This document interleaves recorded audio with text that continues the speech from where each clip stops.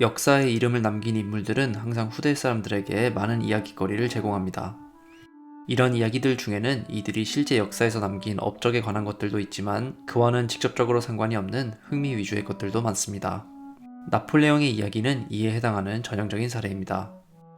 나폴레옹에 대한 평가는 동시대 사람들뿐만 아니라 후대 사람들로부터도 항상 논란이 되어 왔고, 따라서 나폴레옹은 꾸준히 역사학자들의 관심 대상이었습니다.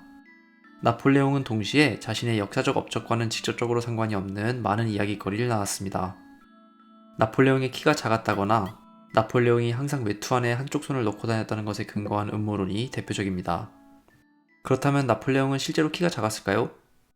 역사 속의 많은 수수께끼들과는 달리 이 질문에 대한 답은 분명하게 나와 있습니다. 1821년 나폴레옹이 유배지인 세인트 헬레나에서 사망한 직후 의사가 그의 키를 측정한 값이 정확하게 남아있기 때문입니다. 이에 따르면 나폴레옹의 키는 168.6cm였습니다. 오늘날의 성인 남성 키를 기준으로 생각해본다면 나폴레옹의 키가 작았다는 말이 사실처럼 보일 수도 있습니다. 그러나 시대적 기준을 감안한다면 나폴레옹의 키가 결코 작지 않았다는 것을 알 수 있습니다.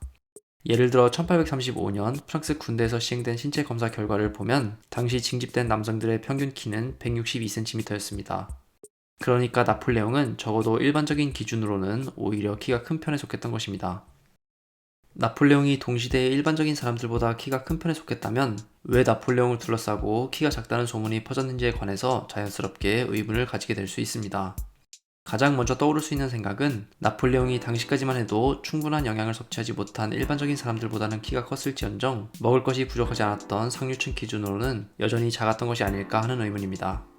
그러나 이런 의문은 비슷한 시기 다른 역사적 위인들의 키를 살펴보면 해소됩니다. 가령 당장 나폴레옹 본인을 무너뜨렸던 넬슨의 경우 164cm였으며 프로이센의 프리드리 대제는 162cm, 괴테는 169cm였습니다. 그러나 이들을 두고는 아무도 키가 작았다고 이야기하지 않습니다.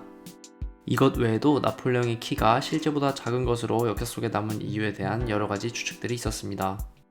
예컨대 나폴레옹이 주위의 인물들, 특히 자신을 경호했던 건장한 최정예 군인들에 비해 작았기 때문에 실제 키보다 더 작은 것으로 인식되었을 것이라는 가설이 있었습니다. 또한 프랑스와 영국의 도량형이 통일되지 않아서 똑같이 발을 뜻하는 프랑스의 피에가 영국의 피트로 바뀌면서 오류가 생겼다는 주장도 있었습니다.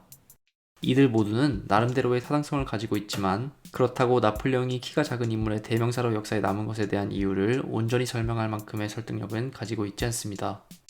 사실 몇몇 사람들 사이의 소문이 아니라 모두가 알 만큼 나폴레옹의 키에 대한 잘못된 이야기가 널리 퍼진 것에는 영국 정부의 의도된 선전 활동이 큰 역할을 했습니다.